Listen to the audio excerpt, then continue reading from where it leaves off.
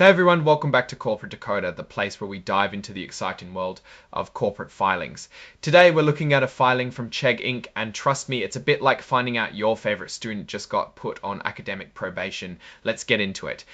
Chegg filed this report because something important happened on April 1, 2025. It's called a Form 8K, which companies use to tell investors about big news quickly. This particular Form 8K is all about Chegg getting a notice from the New York Stock Exchange, or NYSE.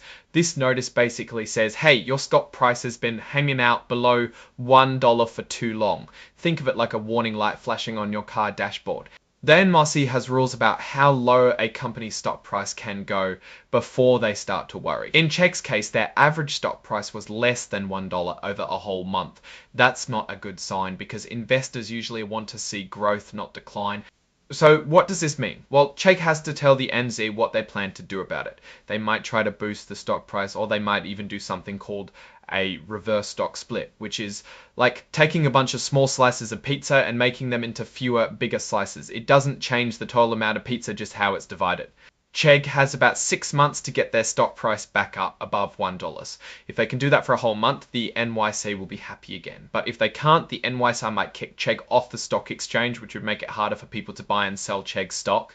Now, because this is important information, Chegg had to make a press release about it. That's part of a rule called Regulation FD, which makes sure everyone gets the same information at the same time. It's like making sure all the students get the same study guide before a test. You can actually see the press release as an exhibit to this report. It basically says what we just talked about. Chegg got a notice and they're working on fixing it. Chegg also includes something called forward-looking statements. These are basically guesses about the future. They say things like, we think we can get our stock price back up, but they also admit that things might not go as planned.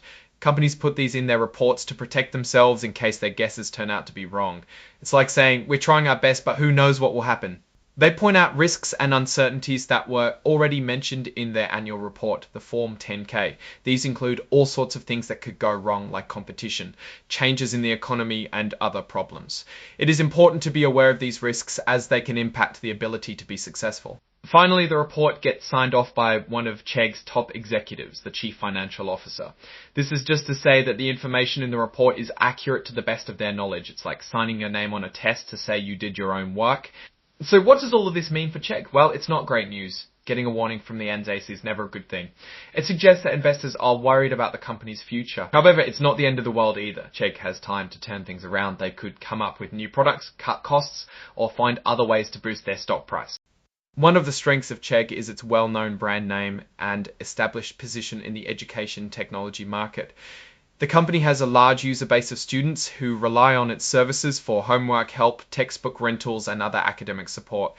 If Chegg is able to innovate and adapt to changing student needs, they could definitely regain compliance. However, Chegg also faces some significant risks.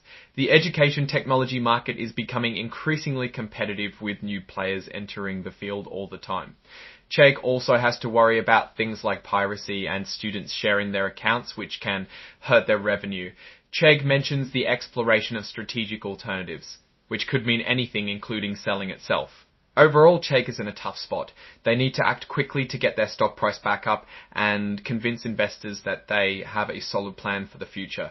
Otherwise, they could face some serious consequences. Keep an eye on the education technology space as these companies fight to stay relevant.